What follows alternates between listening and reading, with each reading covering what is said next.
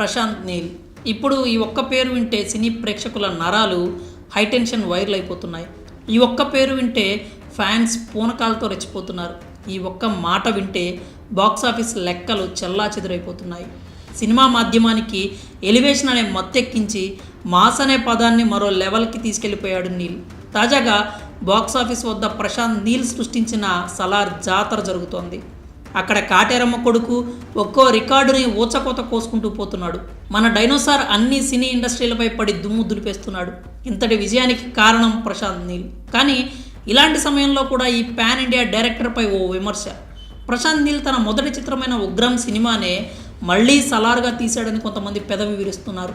నిజమే, సలార్లోని చాలా కథ ఉగ్రందే. ఇందులో దాపరికం ఏమీ లేదు. నిజానికి సినిమా విడుదలకి ముందే ప్రశాంత్ నీల్ ఈ విషయాన్ని స్పష్టంగా చెప్పాడు కూడా.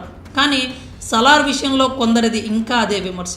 ఇది ఉగ్రం కథ అంటూ తలలో బాధేసుకుంటున్నారు. నిజానికి ఉగ్రం సినిమా వెనుక ప్రశాంత్ నీల్కి ఎన్నో బాధలు, కష్టాలు, నిద్రలేని రాత్రులు, ఆర్థిక ఇబ్బందులు ఉన్నాయి. ఉగ్రం కథను సినిమాగా చూడటం కోసం ప్రశాంత్ కష్టాలు పడ్డాడు, కన్నీళ్లు పెట్టుకున్నాడు. ఉన్న ఆస్తులంతా అమ్మి రోడ్డున పడే పరిస్థితికి వచ్చాడు. ఇంత నష్టం జరిగినా కూడా ఇప్పుడు మళ్ళీ ప్రశాంత్ నీల్ కావాలనే ఉగ్రం కథను ఎందుకు రీటైల్ చేశాడు? తనని కట్టుబట్టలతో రోడ్డున పడేసిన ఉగ్రం మూవీ అంటే నీల్కి ఎందుకు ఇంతటి ఇష్టం? తన జీవితాన్ని నరకప్రాయం చేసిన ఉగ్రం కథని మొత్తం ప్రపంచానికి చూపించాలన్న తపన దేనికి? అసలు ప్రశాంత్ నీల్ జీవితాన్ని ఉగ్రం సినిమా ఎన్ని మలుపులు తిప్పింది? ఇలాంటి అన్ని విషయాలు ఇప్పుడు తెలుసుకుందాం. ఈ ప్రపంచంలో అత్యంత విలువైనది ఆలోచన. ఆ చిన్న ఆలోచన చాలు కొన్ని సామ్రాజ్యాలు కూలిపోవడానికి. ఆ చిన్న ఆలోచనే చాలు ప్రపంచం మొత్తం నివ్వెరపోయే పని చేయడానికి. 2008లో ప్రశాంత్ నీల్కి కూడా ఇలాంటి ఓ ఆలోచనే వచ్చింది. అతను డైరెక్టర్ అవ్వాలని నిర్ణయించుకున్నాడు. 2001లో ప్రశాంత్ నీల్ డిగ్రీ పూర్తి చేశాడు. తర్వాత 7 ఏళ్ల పాటు హార్స్ రేస్ కోర్సులో మునిగి తేలాడు. ఓ మోస్తరుగా సెటిల్ అయిన కుటుంబం, డబ్బు గురించి లెక్కలేదు, జీవితంపై భయం లేదు. తన తోటి వారంతా ఉద్యోగాల్లో, వ్యాపారాల్లో సెటిల్ అవుతుంటే ప్రశాంత్ మాత్రం అందరి దృష్టిలో 7 ఏళ్లు ఖాళీగా ఉండిపోయాడు. అలాంటి స్థితిలోనే కుటుంబ ఇష్టానికి వ్యతిరేకంగా సినిమాల్లోకి రావాలని డిసైడ్ అయ్యాడు. తన బావ కన్నడ హీరో అయిన శ్రీ మురళికి ఈ విషయం చెప్పాడు నీల్. శ్రీమురళి ప్రోత్సాహంతోనే 70 అనే కన్నడ సినిమా కోసం అసిస్టెంట్గా పనిచేశాడు నీల్. 3 రోజులు షూట్కి వెళ్ళి పని నచ్చక ఆగిపోయాడు. అక్కడ ప్రశాంత్ నీల్కి నచ్చనిది షూటింగ్ మాత్రమే కానీ సినిమా కాదు. తరువాత ఓ మిత్రుడిని తోడు చేసుకొని బెంగళూరులోని గాంధీ నగర్లో ఓ రూమ్ తీసుకున్నాడు. రూమ్లో కూర్చొని లవ్ స్టోరీ రాయడం మొదలుపెట్టాడు. వరుస ఫ్లాపులతో ఉన్న శ్రీమురళికి నిర్మాతలకు గొడవైంది. ప్రశాంత్ నీల్ శ్రీమురళి ఆఫీస్కి వెళ్ళారు. ఆయన తన కుర్చీలో కోపంగా కూర్చొని ఉన్నారు.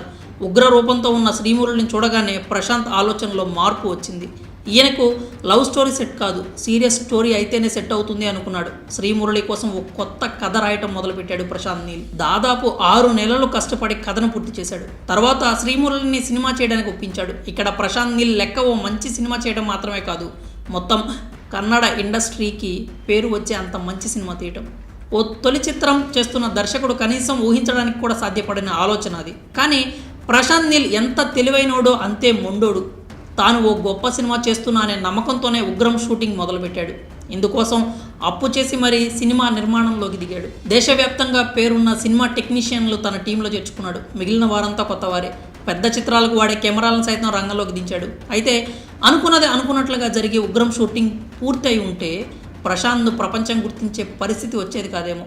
ప్రపంచానికి ఆయన్ని పరిచయం చేయడానికి, ప్రపంచం ఆయనకు పరిచయం కావడానికి సినిమా కష్టాలు మొదలయ్యాయి. సినిమా కోసం తెచ్చిన డబ్బులు మధ్యలోనే అయిపోయాయి. చుట్టూ ఆర్థిక కష్టాలు మొదలయ్యాయి. ఇలాంటి సమయంలోనే దెబ్బ మీద దెబ్బ అన్నట్లు చెన్నై నుంచి వస్తున్న సమయంలో సినిమా టీం యాక్సిడెంట్కి గురైంది.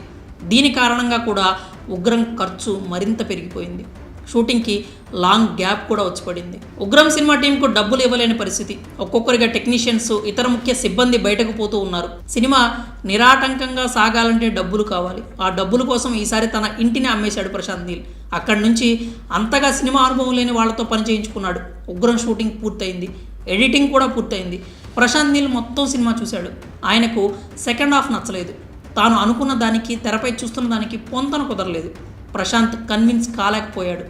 సెకండ్ హాఫ్ మొత్తం రీషూట్ చేయడానికి నిర్ణయించుకున్నాడు. ఇదే విషయాన్ని శ్రీమురళికి చెప్పాడు. రీషూట్ చేయడానికి డబ్బులు కూడా లేని స్థితి. ఈసారి ఇంకాస్త అప్పు. ఆ డబ్బుతో ఓ చిన్న టీంను తయారు చేసి సెకండ్ హాఫ్ మళ్ళీ పూర్తి చేశాడు. సినిమా ప్రశాంత్ అనుకున్నట్లుగా రావడానికి 4 సంవత్సరాలు పట్టింది. ఏకంగా 4 కోట్ల అప్పు మిగిలింది.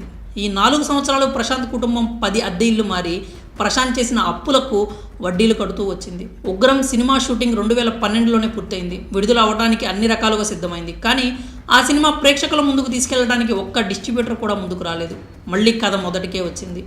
ప్రశాంత్ నీల్, శ్రీమురళి డిస్ట్రిబ్యూటర్ల కోసం చూస్తూ ఉన్నారు. ఇండస్ట్రీకి చెందిన ఏ ఒక్క డిస్ట్రిబ్యూటర్ కూడా సరిగా స్పందించడం లేదు. రోజులు గడుస్తూనే ఉన్నాయి. ఇలాంటి సమయంలో స్టార్ హీరో దర్శన్ రంగంలోకి దిగాడు. శ్రీమురళికి దర్శన్కు మధ్య మంచి స్నేహం ఉంది. శ్రీమురళి ఉగ్రం సినిమా విడుదలకు డిస్ట్రిబ్యూటర్లు దొరకక ఇబ్బంది పడుతున్నాడని దర్శన్కు తెలిసింది. వెంటనే శ్రీమురళికి ఫోన్ చేసి విషయం కనుక్కున్నాడు. తన డిస్ట్రిబ్యూషన్ సంస్థ తుగదీప డిస్ట్రిబ్యూషన్స్ నుంచి సినిమాను విడుదల చేస్తానని హామీ ఇచ్చాడు. మాట ఇచ్చినట్లుగానే ఉగ్రం సినిమాని ప్రేక్షకుల ముందుకు తీసుకొచ్చాడు. భారత చిత్ర పరిశ్రమ అంతగా గుర్తించని శాండల్వుడ్లో 2014 ఫిబ్రవరి 21న ఓ చిన్న సినిమా రిలీజ్ అయింది. ఆ సినిమానే ఉగ్రం. మొదటి షో టాక్ కోసం ప్రశాంత్ నీల్ ఎంతో ఆతురతగా ఎదురుచూస్తున్నాడు. ఓవైపు తన సినిమా హిట్ అవుతుందని అతనికి గట్టి నమ్మకం ఉన్న ఏదో తెలియని భయం. 2 గంటల 11 నిమిషాల మూవీ ముగిసింది. ప్రేక్షకులు ఒక్కొక్కరిగా బయటకు వస్తూ ఉన్నారు. ఎవరిని కదిలించినా బొమ్మ బ్లాక్ బస్టర్ అన్న టాక్ తప్ప వేరే మాట వారి నోట నుంచి రాలేదు. మొదటి రోజు సినిమా చూసిన దర్శన్, యష్ లాంటి హీరోలు కూడా ఉగ్రం అద్భుతంగా ఉందని ప్రశంసించారు. తన నెలల కష్టానికి ప్రతిఫలం దక్కినందుకు ప్రశాంత్ సంతోషంతో కన్నీళ్లు పెట్టుకున్నాడు. సినిమా బ్లాక్ బస్టర్ హిట్ అయింది. కన్నడ నాట పలు థియేటర్లలో 125 రోజులకు పైగా దిగ్విజయంగా నడిచింది. మంచి వసూళ్లను సాధించింది. అంతేకాదు ఉగ్రం సృష్టించిన సంచలనాలతో కన్నడ ఇండస్ట్రీ మొత్తం ప్రశాంత్ నీల్ వైపు తిరిగి చూసింది. వీడు ఇండస్ట్రీని ఏలుతాడు అని అనుకున్న వాళ్ళు లేకపోలేదు. ఇలా ఉగ్రం సినిమా సూపర్ హిట్ అయింది. అయినా ప్రశాంత్కు ఎలాంటి లాభం లేకపోయింది. అప్పులుగానే మిగిలిపోయాయి. కర్ణుడి చావుకు అనేక కారణాలన్నట్లు ఉగ్రం ఆర్థికంగా సక్సెస్ కాలేకపోవడానికి కూడా చాలానే కారణాలున్నాయి. సినిమాకు సరైన పబ్లిసిటీ లేదు. ఆ సమయంలో మురళి హీరోగా మార్కెట్లో లేడు. పైగా దర్శకుడు ప్రశాంత్ నీల్ కొత్త వ్యక్తి. దానికి తోడు పైరసీ భూతం ప్రశాంత్ను తలకిందులు చేసింది. ఉగ్రం చూసిన వాళ్ళల్లో ఎక్కువ మంది పైరసీలో చూసిన వాళ్ళు కావడం గమనార్హం. పైగా మంచిగానే కలెక్షన్స్ వచ్చిన సినిమా ఓవర్ బడ్జెట్ అయిపోయింది. దీనికి తోడు శాటిలైట్ విషయంలో కూడా ఇబ్బంది ఎదురైంది.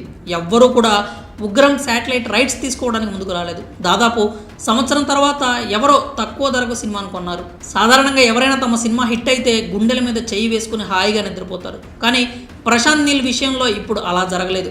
కోట్లలో అప్పు. రోజులు గడిచే కొద్దీ అతడిలో మదన మొదలైంది. తన ఊహలకు సరైన న్యాయం జరగలేదన్న బాధ మొదలైంది. ఉగ్రం కథ సినిమాగా తెరకెక్కింది. ఆ సినిమా ప్రేక్షకుల ముందుకు వచ్చింది.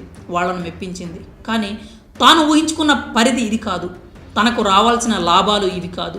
నా కథ కేవలం కన్నడ నాటకం మాత్రమే పరిమితం కాకూడదు, ప్రపంచం మొత్తానికి చేరాలి అని ప్రశాంత్ నీల్ ఆనాడే డిసైడ్ అయ్యాడు. ఇదే ప్రశాంత్ను పురుగులా తొలుస్తూ వచ్చింది. ఉగ్రం ప్రశాంత్ నీల్కు చాలా విషయాలు నేర్పింది. అది సినిమా గురించి మాత్రమే కాదు, జీవితం గురించి కూడా. తన పిచ్చి కోసం కుటుంబాన్ని నడి రోడ్డు మీదకు తెచ్చానన్న బాధ ఆయన వెంటాడింది. అందుకే తన ప్రాధాన్యతలను మార్చుకున్నాడు. సినిమా కోసం కుటుంబాన్ని ఇబ్బందుల్లో పడేయొద్దని నిర్ణయించుకున్నాడు. ఏం చేసైనా సరే కుటుంబాన్ని సంతోష పెట్టాలని నిర్ణయానికి వచ్చాడు. ఇక్కడ నుండే తన ప్రయారిటీ మార్చుకున్నాడు. కన్నడ ఇండస్ట్రీని ఉద్ధరించాలి, పరిశ్రమ పరిధి పెంచాలి, ఇలాంటి ఆలోచనలు వదిలేశాడు. డబ్బు సంపాదన మాత్రమే ధ్యేయంగా పెట్టుకున్నాడు. తన కథలో కేవలం కన్నడ ఇండస్ట్రీకే పరిమితం కాకూడదని పాన్ ఇండియా బాట పట్టాడు. బంగారం లాంటి ఈ ఆలోచనకి బలం చేకూర్చేలా బంగారం గనుల బ్యాక్డ్రాప్తో కేజీఎఫ్ కథ సిద్ధం చేసుకున్నాడు. సరిగ్గా ఆ సమయంలోనే అగ్నికి వాయువు తోడినట్టు ప్రశాంత్ నీల్కి హోంబలే ఫిల్మ్స్ సపోర్ట్ దొరికింది. అక్కడి నుంచి KGF 1, KGF 2తో ప్రశాంత్ నీల్ సంచలనాలకి కేంద్ర బిందువు అయ్యాడు. తన సినిమాకి వేల కోట్ల రూపాయల కలెక్షన్స్ రావడం మొదలైంది. ఇలాంటి సమయంలో ప్రభాస్తో సినిమా ఛాన్స్ వచ్చి పడింది నీల్కి. ప్రశాంత్ నీల్కి ఇలాంటి సమయంలో మళ్ళీ తన ఉగ్రం కథ గుర్తుకొచ్చింది. ఉగ్రం కోసం తాను ఏమి కోల్పోయాడో గుర్తుకొచ్చింది. నిజానికి ఉగ్రం కథలో ఉన్న దమ్ము ఇంకా గుర్తుండిపోయింది. ఉగ్రం చుట్టూ ఉండిపోయిన ఆ బ్యాడ్ నంబర్స్ అన్నీ మార్చేయాలని అనుకున్నాడు నీల్. ఇప్పుడు ప్రశాంత్ నీల్ స్కిల్ పెరిగింది, శక్తి పెరిగింది, మార్కెట్ పెరిగింది. అన్నిటికీ మించి ప్రభాస్ కటౌట్ దొరికింది. ఇందుకే ఉగ్రం కథని మళ్ళీ తెరకెక్కించాలని, ఈసారి కాసుల వర్షం కురిపించాలని నిర్ణయించుకున్నాడు. ఆ ఉగ్రం కథకి కాన్సార్ అనే ఓ ఫిక్షనల్ వరల్డ్ యాడ్ చేసి సలార్గా మార్చేశాడు. ఇందుకోసం కావాల్సిన అన్ని మార్పులు చేసుకున్నాడు. ఫైనల్గా సలార్ సూపర్ సక్సెస్. అండర్ ప్లేలో ఉండే